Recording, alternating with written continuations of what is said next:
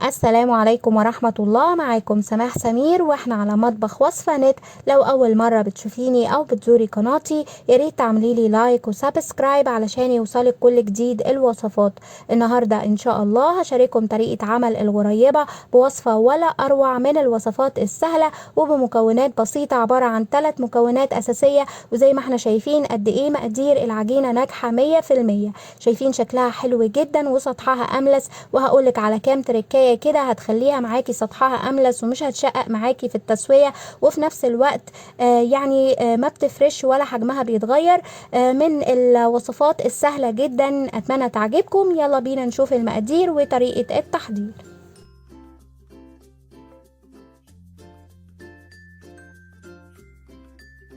بالنسبة للمقادير أنا هشتغل على النص كيلو، لكن إذا حابة تقدري تضاعفي الكميات وتعملي كمية أكبر من الكمية اللي أنا عملتها. نص كيلو من الدقيق لما تعايريهم بكوباية المطبخ العادية تقريبا بيطلعوا 4 أكواب من الدقيق. ولو عندك ميزان يبقوا 500 جرام دقيق. نص كيلو ده هنحتاج له 250 جرام من السمنة، يعني ربع كيلو من السمنة. ويفضل إننا نستخدم السمنة العادية خالص، يعني زي جنة او كريستال الصفرة، لانه نتيجتهم حلوة جدا على العجين. وانا بالنسبة لي استخدمت جنة. ما تحاوليش انك تستخدمي اي نوع من الزبدة، لانه الزبدة بيبقى عليها نسبة سوائل، واي سوائل هتحطيها جوه العجينة بتخلي العجينة معانا يعني مش ناعمة. تمام كده، يبقى سمنة عادية خالص. بعد كده هنحتاج لكوباية تكون ممتلئة وكبيرة، يعني كوباية هرمية من السكر الباودر، ودي نفس الكوباية اللي انا عايرت بيها كمية الدقيق.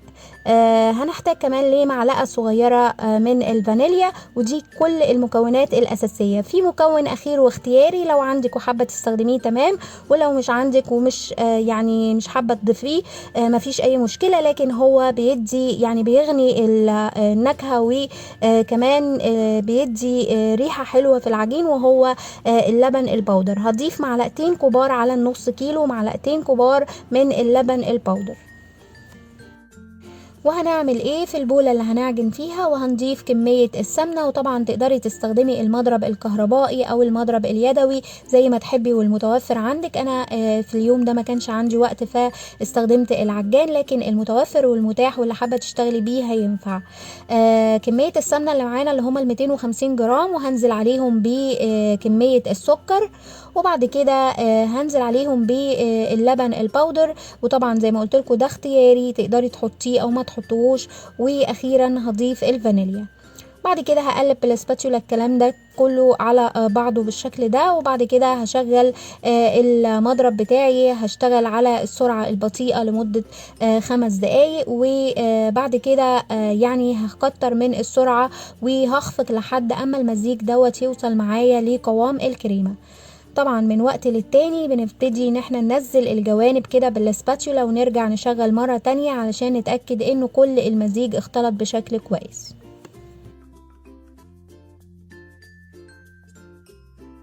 وزي ما احنا شايفين بعد 10 دقايق من الخفق المستمر بيبقى المزيج وصل لقوام الكريمة كده، كريمة ناعمة جدا ولونها ابيض جدا. يعني هنا بنبتدي بقى ان انا هشيل الهاند بتاع الشبك. تمام. وهحط هاند التقليب. وطبعا لو هتستخدمي ايديكي في العجن يبقى خلاص كل اللي هنعمله انك يعني باتجاه واحد كده بتبتدي انك تقلبي العجينة. ما بتتعجنش، ولكن مجرد انك بتخلصي الدقيق بالمزيج اللي احنا حضرناه. انا بالفعل غيرت الهاند بتاع العجان بالشكل ده. وهنا هبتدي اضيف كمية الدقيق. طبعا منساش ان انا هرش عليه رشة ملح بسيطة وبالشكل ده كده، وابتدي امزج كل الخليط. زي ما قلنا ما تحاوليش تكتري من العجن، مجرد انه المكونات تختلط ببعض سواء هتستخدمي ايديكي او العجان. مجرد انه العجينة تتلم كده يبقى خلاص مش هنعجن فيها.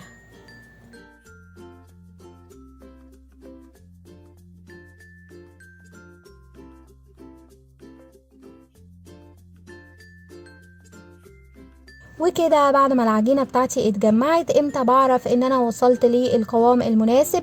لما بشكل قطعة منها بالشكل ده، شايفين بكور قطعة منها وبضغط عليها ضغطة بسيطة، بيطلع سطحها املس خالص مفهوش اي تشققات.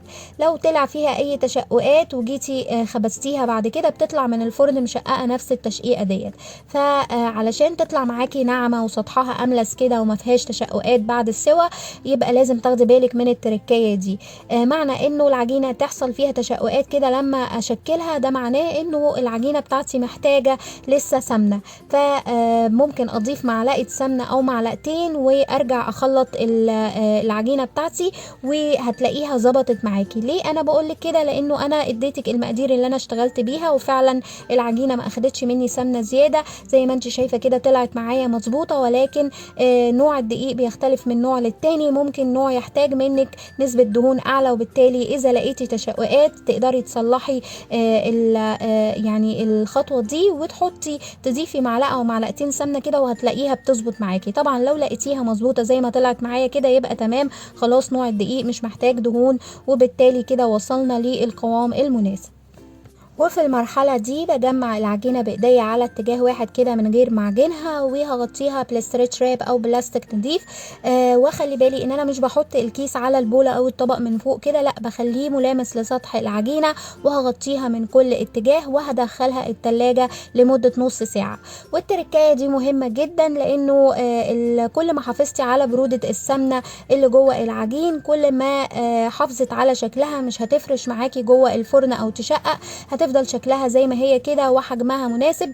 وزي ما احنا شايفين هحطها بقى للتلاجة، ونرجع بعد نص ساعة نشكلها. واهلا بيكم من جديد. تقريبا نص ساعة في التلاجة اخدت البرودة اللي انا محتاجاها، ودلوقتي نبتدي نقطع يعني العجينة لقطع صغيرة بحجم الغريبة اللي احنا محتاجينها. اعمليها بالحجم المناسب بالنسبة لك، ولو عندك يعني ميزان هيكون افضل علشان كل القطع تطلع بحجم واحد. انا بالنسبة لي وزنتها على الميزان كده، كل قطعة عملتها 16 جرام، وده مقاس ولا هو صغير ولا هو كبير، يعني مقاس متوسط كده. وطبعا اذا حابة تعمليها اكبر او اصغر زي ما تحبي. لو ما عندكيش الميزان، حاولي تعايري بايديكي كده كل قطعة بتاخديها او بتكوريها علشان تطلع يعني متقاربة من بعضيها. زي ما احنا شايفين كده. كل اللي انا هعمله عشان اسهل على نفسي، قطعت القطع بتاعتي ووزنتها على الميزان كده، وبعد كده هحطها في التلاجة لمدة 10 دقايق. ليه عملت كده؟ لانه طبعا من التقطيع بتبقى اخدت حرارة من ايديا، وخصوصا لما يكون الجو صيف. يعني لو في الشتاء الكلام ده مفيش اي مشكلة، لكن في الصيف هتبقى السمنة رجعت بدرجة حرارة معينة، وبالتالي انا عايزاها تفضل محافظة على برودتها زي ما قلنا كده، علشان لما اسويها تطلع معايا كويسة. فبعد ما قطعت القطع بتاعتي، حطيتها على صينية ألمونيا عشان الألمونيا بتاخد برودة بسرعة، وهحطها كمان 10 دقايق في التلاجة تاخد برودة التلاجة، وهرجع اشكلها على طول. وبعد 10 دقايق زي ما احنا شايفين بدأت اشكلها بالفعل. وكل اللي احنا بنعمله بنكورها ما بين ايدينا بالشكل ده، وبدوس عليها او بضغط عليها ضغطة بسيطة جدا، وبعد كده برصها في الصاج او في الصينيه اللي هستخدمه للخبز. واخلي بالي انه الصاج او الصينيه ما بيبقاش مدهون اي حاجه، لانه طبعا العجينه عليها نسبه دهون عاليه، وبالتالي ولا هي هتلزق ولا هي محتاجه لاي يعني كميه دهون تانية على الصاج. فبالشكل ده كده هبتدي اكمل بنفس الطريقة. هنشكل كل الكمية عبارة عن كورة، وبنضغط عليها ضغطة بسيطة جدا مش قوية، وبنرصها في الصاج، وهحافظ على مسافة بسيطة ما بين كل واحدة والتانية.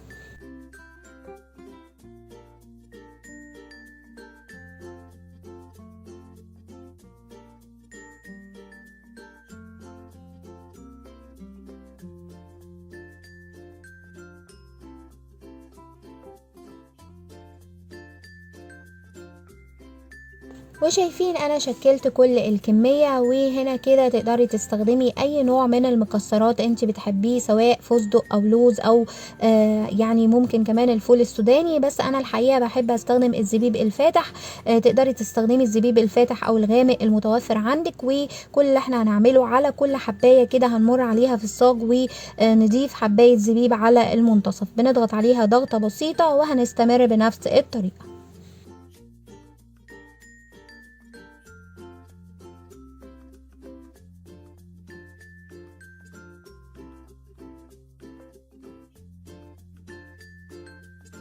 وطبعا ببقى جهزت الفرن بتاعي مسبقا. والتركايه المهمة ان انا مش بسخن الفرن قوي، مجرد 5 دقايق، وبعد كده بدخل الغريبة على طول. بتقعد معايا تقريبا ربع ساعة على نار متوسطة. ماكسيمم بنخلي النار بتاعتنا 150 درجة مئوية، وما تحاوليش تعلي عليها النار اكتر من كده، لانه لو عليتي درجة الحرارة هتلاقيها اخدت لون معاكي. والمفروض ان الغريبة بتطلع معانا بدون اي لون، يعني ولا بنشغل عليها الشواية ولا هي المفروض تغير لونها، بتستوي على لونها كده. مجرد ان هي توصل ل يعني اللون الذهبي من تحت، لون خفيف جدا، بنقفل عليها وبكده تبقى جاهزة معانا.